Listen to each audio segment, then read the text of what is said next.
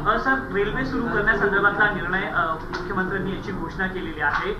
कसं पाहिलं जाऊ शकतं? कारण आपण पाहतोय की गर्दी मोठ्या प्रमाणात या ठिकाणी वाढताना पाहायला मिळते, मात्र अटी आणि निकष हे तितकेच कठीण देखील आहेत.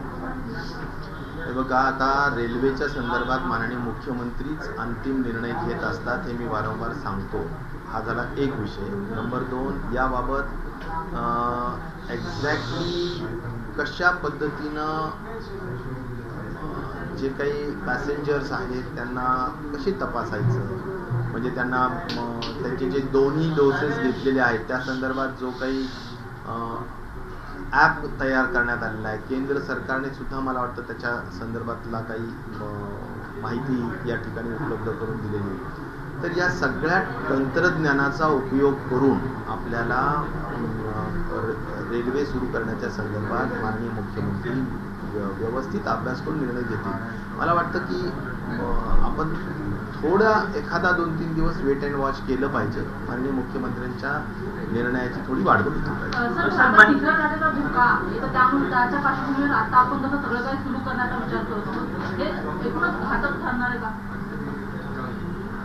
कसं आहे की तिसऱ्या लाटेच्या संदर्भात आत्ता मी चाललोय ऑक्सिजनच्याच संदर्भातली मीटिंग घ्यायला, की आपण ऑक्सिजनच्या संदर्भात तिसरी लाटेची अपेक्षित संख्या जी धरलेली आहे ती जर आली तर आपल्याला ऑक्सिजन पुरेसा राहील का नाही, त्या संदर्भात डॉक्टर शिंदे साहेब आम्ही सगळी मीटिंग घेतो आहोत.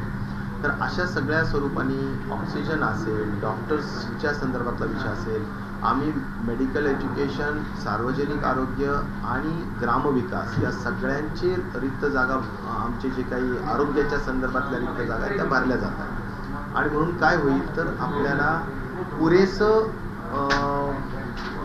अनुभवी आणि कौशल्य असलेलं मनुष्यबळ मिळेल. त्यामुळे ते राहील, म्हणजे डॉक्टरची सगळी जागा आम्ही भरतो आहोत. त्याचबरोबर ऑक्सिजनच्या बाबतीत स्वयंपूर्ण आपण कसं राहू हे बघतो आहोत. आणि मेडिसिनसाठी पूर्ण आपण ज्या ज्या लागत आहेत त्या गोष्टींसाठीची तरतूद आपण केलेली आहे. बजेटमध्ये ह्या सगळ्या गोष्टींची लागणारी जी काही मंजुरी ती आपण निधीची प्राप्त करून घेतलेली आहे. मला असं वाटतं की थर्ड वेव्हच्या दृष्टिकोनातून अतिशय आत्मविश्वासाने आपण तयार आहोत.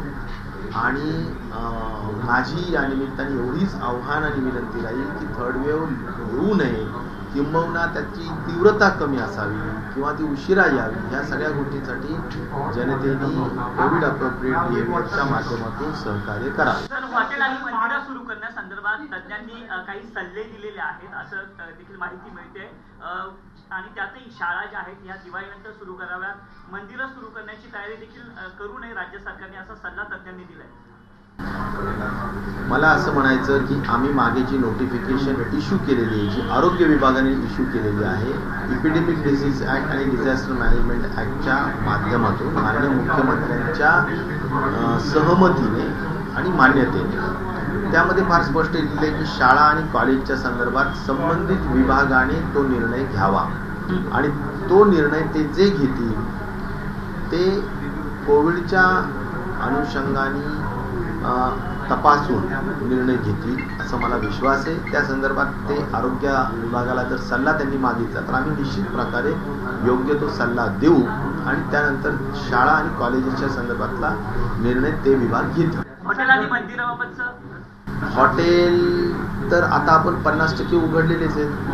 आता राहिला प्रश्न मंदिरांच्या संदर्भाने, तर आज तरी मंदिर आणि पब्लिक मोठे फंक्शन्स किंवा लग्न या संदर्भात गर्दी होऊ नये याच्या संदर्भात नोटिफिकेशनमध्ये आपण स्पष्टपणे सूचना केलेली आहे. मला असं वाटतं की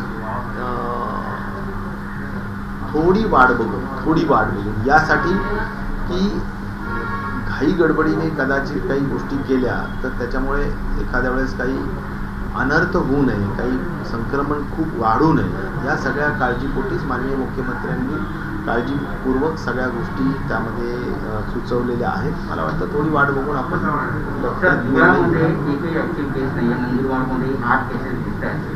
औरंगाबादमध्ये केसेस अजूनही ऍक्टिव्ह आहे, तर धुळ्याचा पॅटर्न जो आहे संपूर्ण राज्यभरामध्ये आता लागू केला जाईल.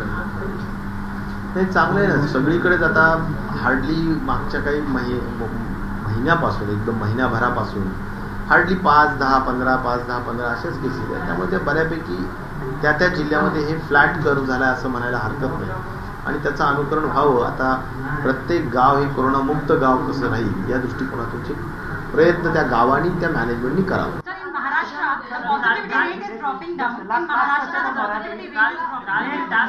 बीड जिल्ह्यामध्ये ऊसतोड कामगार जे आहेत त्यांच्या महिलांचे 651 गर्भपिशव्या ज्या आहेत त्या मागील 15 महिन्यामध्ये काढल्याची घटना समोर आलेली आहे.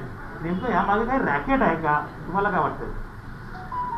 बीड जिल्ह्यामध्ये ऊसतोड कामगार करणाऱ्या ज्या महिला भगिनी आहेत त्यांच्या पिशव्याच्या संदर्भात बऱ्याचशा तक्रारी आरोग्य विभागाकडे सुद्धा आलेल्या आहेत. त्याचा अत्यंत गांभीर्याने नोंद घेऊन त्या संदर्भात त्याच्या मुळाशी जाऊन जर काहीही त्या ठिकाणी अन्यायकारक आणि रॅकेट टाईप काम करून काही स्वार्थासाठी काही लोक काम करत असतील तर मला वाटतं की ते अक्षम्य गुन्हा आहे आणि त्या बाबतीत आम्ही कुणालाही स्पेअर करणार नाही. त्याच्या बाबतीतले आम्ही तशा सूचना आरोग्य विभागालाही देऊया आणि गृह विभागालाही. In Maharashtra, the positivity rate is dropping down, sir, but the fact is the death rate is not. In fact, it's increasing. In the beginning of July, the death rate was 2.01%, but now it has increased up to 2.1%. What exactly are the reasons, sir, and how can we actually say that we are in a better shape when the number of deaths are not dropping down but increasing? Absolutely, one single death also is a point of concern for government, because we are all human beings and we should be very, very much sensitive about every death. So, keeping that point in view, we are always on toes to ensure that death should not happen.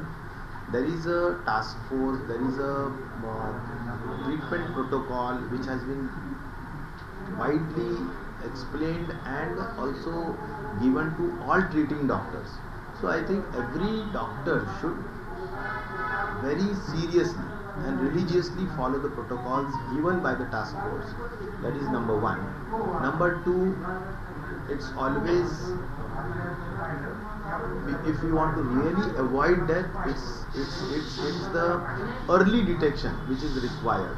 And so for that also we had always taken many meetings with all the practitioners that every SARI and ILI type symptoms should be immediately tested. First thing is we have to test it immediately, and so that we can early detect and we can early treat. What is happening in the rural part, people think that this is not a COVID, and so they pull on, they kill time, and that actually is a very endangering thing what the rural people are doing. So we are making them aware, and we are also by virtue of IEC, that is Information, Education and Communication, also we are continuously ensuring that people should know and should test early so that can be treated. Number 3 is, yes, 2 and 2.1. I accept that if there is a 1.01% rise in the death, this might be because of the accumulated deaths which actually has not been shown by the concerned districts, and the fault is not that we are hiding the deaths, but because of the private doctors or private hospitals, those who should have immediately uploaded the deaths on the same day. The procedure lapses are there in spite of continuous giving warnings to the management and to the doctors and even to the administrative authorities of all of the districts. These things of not uploading real time is still happening. So we will keep track on it, and this should not happen. We will ensure that. So that is also one of the small reason which has an impact on increase of death.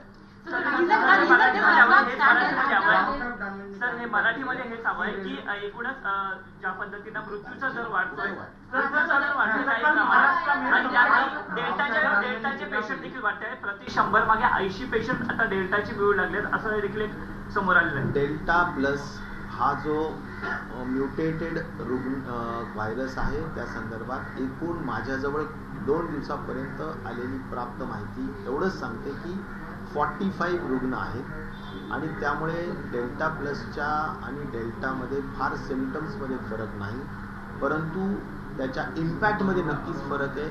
मोठ्या पद्धतीनं संक्रमण करण्याची delta प्लसमध्ये त्या ठिकाणी कार्य ती गुण त्यामध्ये असल्या कारणाने त्याची एक भीती वाटते की बाबा कुठल्याही परिस्थितीत संक्रमण वाढू नये, म्हणून डेल्टा प्लसच्या बाबतीत आम्ही खूप जागरूक आहोत.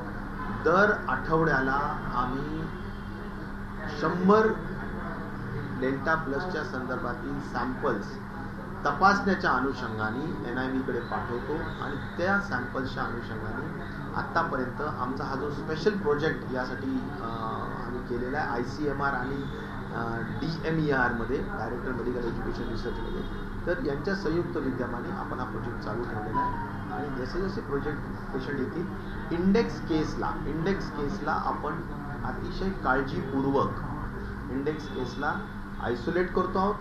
त्याच्या ज्या काय हाय रिस्क लो रिस्क आहेत त्यांना आपण अतिशय प्रॉपरली ट्रॅकिंग आणि ट्रेसिंग करतो आहोत आणि त्यांच्या संदर्भात सुद्धा टेस्टिंग करतो आहोत. त्यामुळं डेल्टा प्लस व्हायरसच्या बाबतीत आपण खूप गांभीर्याने सगळ्या गोष्टी पाहत आहोत, करत आहोत, कार्यवाही करत आहोत आणि कुठल्याही परिस्थितीत डेल्टा प्लसचं स्प्रेड होऊ नये याची काळजी आपण घेतो. त्याचं काही नाही सर, महाराष्ट्र में सबसे कम केसेस आए हैं सर पिछले 6 महीने की कंपैरिजन में बात करें क्योंकि टेस्टिंग कम हुई है. एक तरफ टेस्टिंग बढ़ाने की बातें हो रही हैं पर टेस्टिंग कम की जा रही है. बकायदा 4,500 केसेस आए कल महाराष्ट्र में. नहीं टेस्ट कम केसेस आए है कल, जरूर वो खुशी की ही बात है, लेकिन टेस्टिंग कम हम नहीं करेंगे. जो भी टेस्टिंग प्रोटोकॉल में कहा गया है वह टेस्टिंग रोजाना करना ही चाहिए, ऐसी ही सूचना हमने स्वास्थ्य विभाग को दी है और हम कोई हालत में टेस्टिंग की जो संख्या है जो करना है, जैसा 1 इंडेक्स केस के लिए एटलीस्ट 20 केसेस तक हमने टेस्टिंग करना चाहिए, ऐसा ही जो प्रोटोकॉल और नियम है उसी माध्यम से हम काम करते आए हैं, काम करते रहेंगे. But sir, about the death figure, just one second. Sir, about the death figure, you said that one of the reason is the accumulative death. But the fact is the accumulative death figures were added only till 12th of July. But the major hike in death rate actually happened post that. That is my first question. So that really, I'll just complete, sir. That really does not count as a reason behind the hike. And second, what exactly are we doing in order to cure this situation? Because logistics, sir, health infrastructure is a major problem for the rural areas. No. You see, most of the death cases cannot be immediately uploaded. They have to be staggered. But sir, that happened in 12th of July. उसके बाद में एक भी figure add नहीं हुआ है sir, लेकिन death figure बढ़ता गया है. That is okay. I have told you that death reasons are early detection. We have to be very serious on that part. We have given instructions since day one and we have to continuously monitor on them. That is one point. And second point is absolutely they should follow the treatment protocols. That these are only the two things which can, and death audit also committee has also been appointed which also should look into the every death which is happening and should also come up with the reasons that what exactly needs to be corrected if there is a correction required. Raosaheb दानवेंनी टीका केली. त्यांनी म्हटलंय की मुख्यमंत्र्यांनी त्यांना रेल्वेला विचारणा करायला हवी होती रेल्वे सुरू करण्याबद्दल. स्वागत केलंय पण नाराजी व्यक्त केली. मला वाटतं आपण सगळ्यांनीच मुंबईकरांच्या हिताच्या जपवणुकीच्या दृष्टिकोनातून पाहावं. यामध्ये कुणी कुणाला विचारणा करावी वगैरे वगैरे पेक्षा सुद्धा जे योग्य आहे मुंबईकरांसाठी ते करणं आवश्यक आहे. माननीय मुख्यमंत्री त्या बाबतीत अतिशय अभ्यासपूर्वक काळजीपूर्वक सगळ्या गोष्टी करत आहेत. मला वाटतं की त्यांना खूप मुंबईची काळजी आहे, होती आणि राहील. मला असं वाटतं की त्यांना याबाबतचा योग्य तो निर्णय घेऊ द्या. मराठ्यांची तळपती तलवार म्हणजे